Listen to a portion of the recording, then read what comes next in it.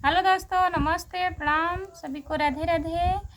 और आप लोगों के बीच में एक कजरी गीत सुनाने चल रही हूँ। बहुत दर्द भरा कजरी गीत है, आप लोग ज़रूर सुनिएगा और कमेंट में बताना कजरी गीत कैसा लगा आप लोगों को। हमारे मरे पे राजा, हमारे मरे पे जी नीलाया मैं भमा तरियाना। हमारे मरे पे राजा, हमारे मरे पे जी नीलाया मैं भमा तरियाना। लालनों के गरी है दूर गतियाना। छवही महीना राजा बीतहु नदी हला लैके आया मैं भमा तरियाना। छवहु महीना राजा बीतहु नदी हला लैके आया मैं भमा तरियाना।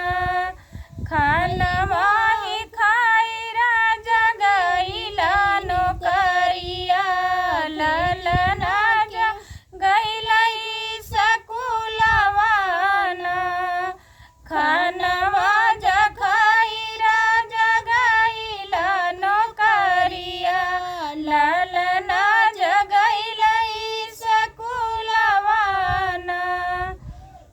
जब लालन लौटन अपने सकुलवा से मांगै लागै खाए खाती खानवाना।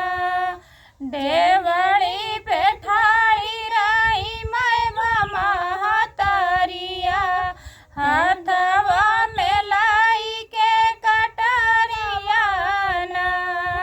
डेवड़ी के ठाड़ी रही मैं भमा तरिया, हाथवा में लाई के कटरियाना। कामने करनवा मम्मी कामने कसूरवा, लैके ठाड़ी हथवा में कटरियाना। एक बचनिया लल के सुनहु न माई ललना के काटी गरदनवाना।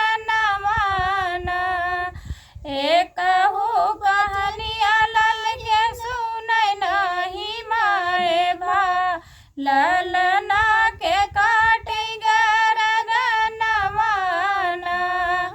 जब राजा आइले नया अपने नौकरिया से पूछैला गैया अपन ललनवाना। जब राजा आइले नया अपने नौकरिया से पूछैला गैया अपन ललनवाना।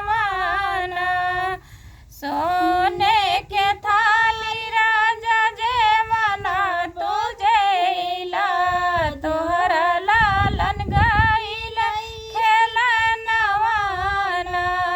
दूध भात खाई ललना गईला खेलनवा, अब है जयाई है ललनवाना। एक कावर खैलै राजा, दूसर उठवल, तीसरे में गिरलै विष तुयवाना। चार कावर खैलै राजा, पाँच कावर खैलै, छठे में गिरलै नगिनियाना। गोजिया ही डंडा लैके नागिनी के मारै चलै, गोजिया के हुरा पिया पुअरा सरकावल, पाई गईलै अपन ललनवाना। गोजिया के हुरा पिया पुअरा सरकावल, पाई गईलै अपन ललनवाना।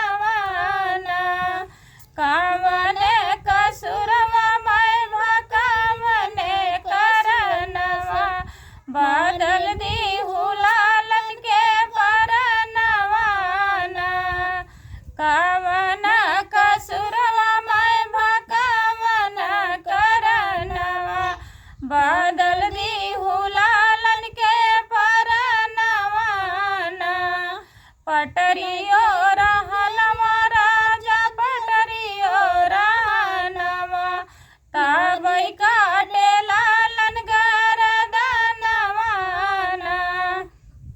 पटरियो रहनवा रमिया सही सुनी ले ओ तू आए बदलू लालन के परनवाना पटरियो